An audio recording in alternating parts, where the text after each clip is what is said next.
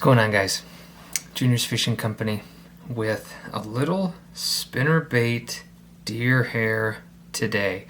In the vise, I've got a Battle Baits 1/4 ounce spinnerbait. I'm almost certain that this pattern is called the Classic. This is just going to be a really simple pattern. I've got a little bit of flash and some blended bucktail, chartreuse, and white. And so this bait is really long to begin with. And so what I'm thinking is, it's just from the hook to the head is, about 2.5 inches, and that's not including this wire. And so I really want to kind of be careful. I don't want a little nub sitting off the back of this hook, but I don't want it to be too big either. So I'm kind of thinking about 5.5 inches, which is right to about here. If I can get back that far with some of my bucktail, I'll be happy with that. I'm going to add this first stack. Again, I just kind of blended this chartreuse and this white. And really what I want to do when I'm blending a bright color with white, I usually am a little more conscious about adding too much chartreuse instead of white. So I'll usually put a little bit more white in the bait just because that chartreuse is going to stand out so much, especially if you're using black too. Like if you have a black and a chartreuse, then you're not going to need a lot of chartreuse to show through that black. It's a little frustrating tying on a spinnerbait.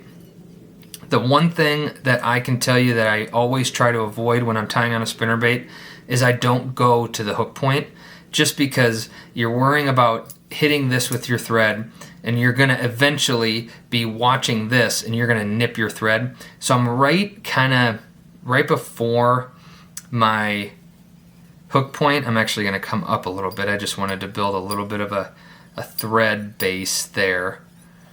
And you just have these long wraps that you need to do.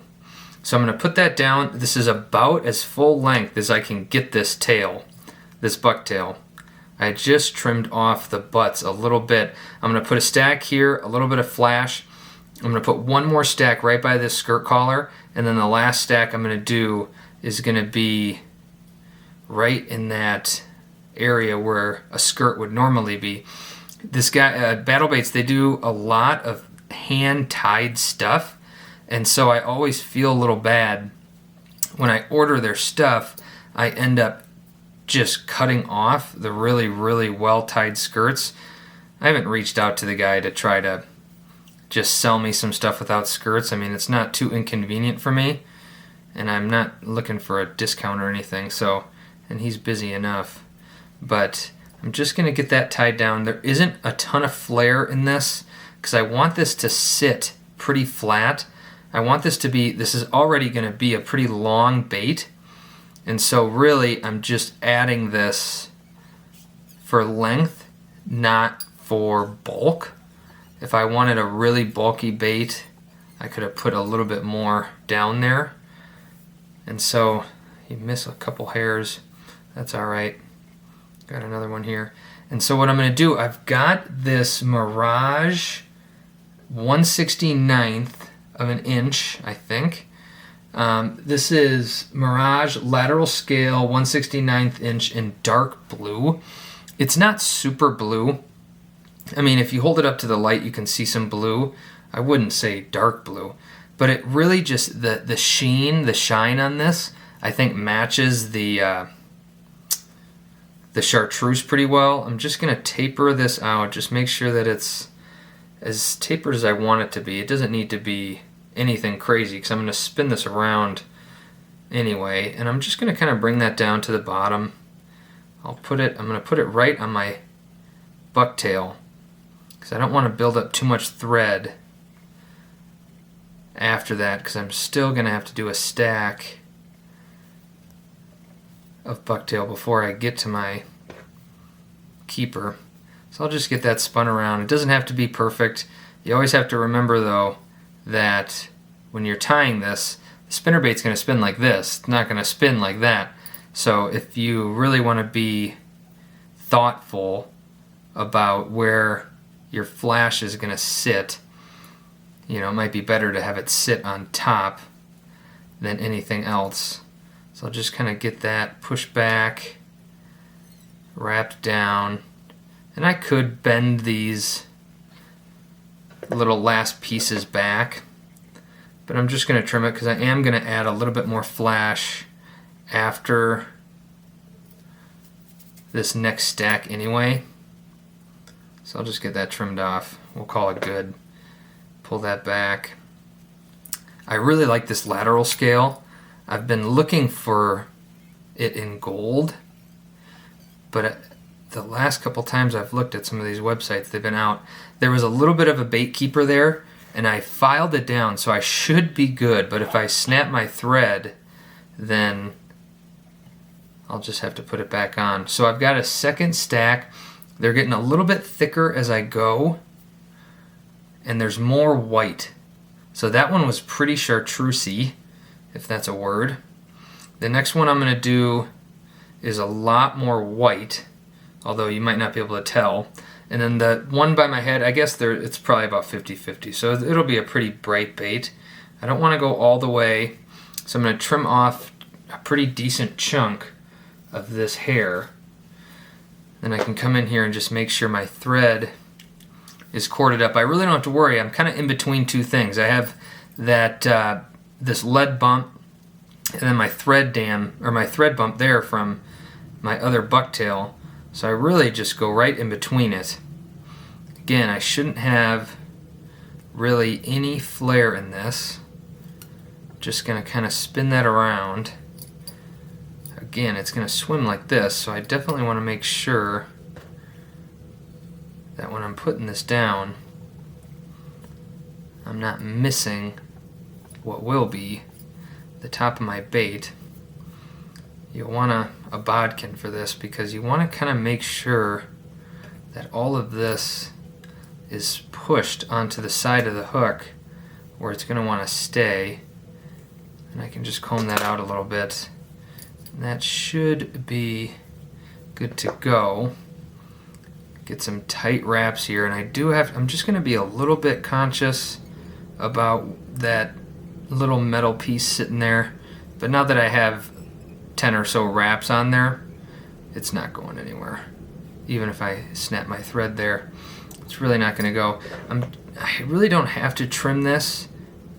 That last stack of bucktail I put, I'm going to want to put it right by this head of the spinnerbait because this is going to push it up a little bit, which is fine, but I just want to be kind of conscious about.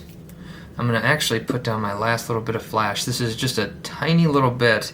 I kind of ended up just cutting that flash in half. This is really short, but that's fine, and it's not a lot at all.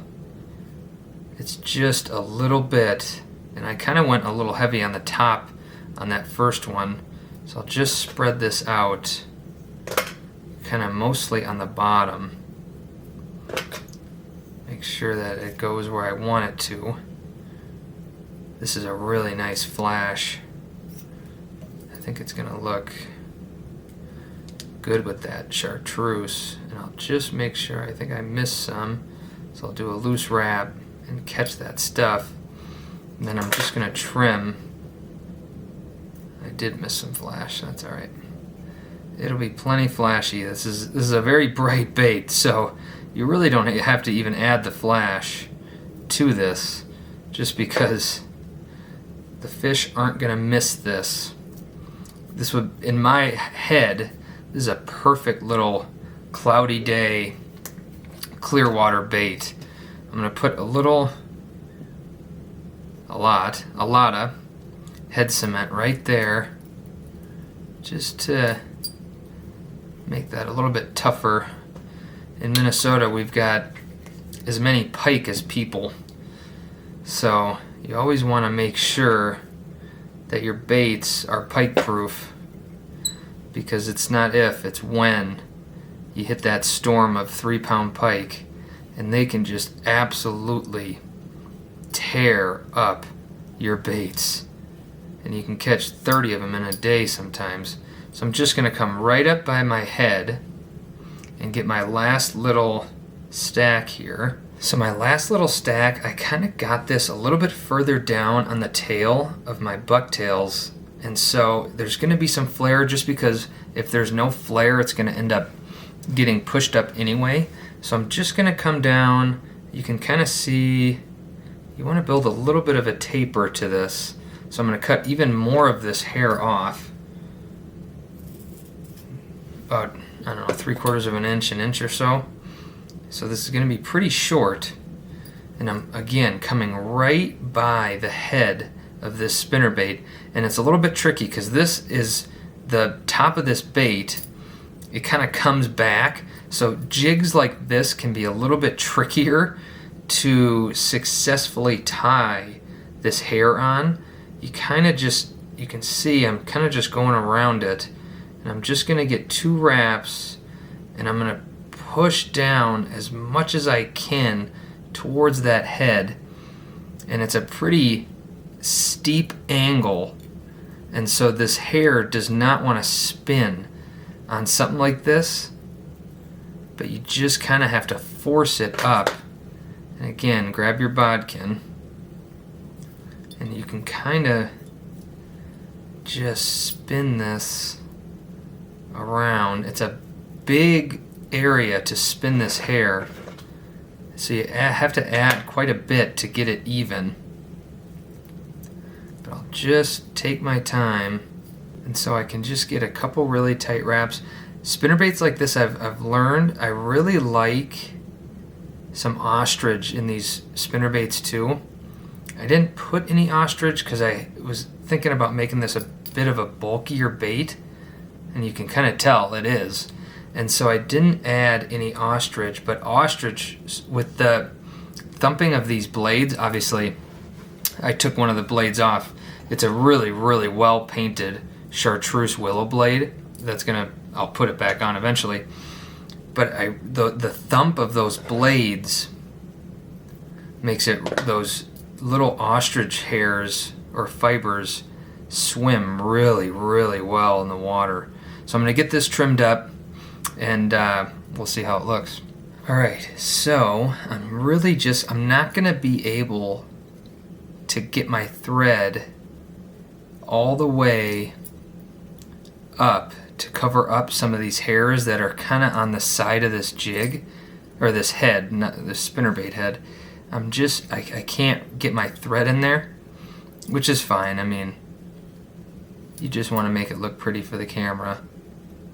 The fish, when you're reeling this in at 8 in the morning, that bass isn't going to care much. So it's a little, you can't really whip finish on these. So you'll just come up here and just do a couple half hitches.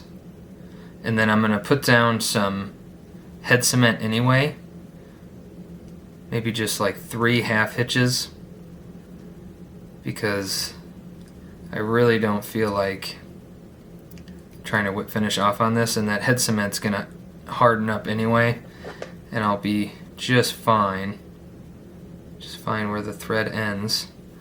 Grab my head cement, and I'll obviously put that blade back on, but just really, again, these battle baits are just awesomely painted. These heads are super cool, durable, so you don't have to worry about, your $3. And I mean, you can spend $15 on a spinnerbait, and I just don't see the point in that. I can't remember exactly how much these cost, but they're not, an arm and a leg, and they're just really, really well made. I think he paints the blades, obviously pours the heads, paints the heads, put the eyes on. Just a really, really high quality bait. A lot of flare right now, but this will really, really thin out to a nice little minnow profile with these blades. Spinnerbait is just one of my favorite baits. It's just a staple in a lot of boats. A little bit of flash, chartreuse in white, just a really, really nice spinnerbait. Junior's Fishing Company, juniorsfishing.com. Like and subscribe. Drop some comments below. See you on the next one.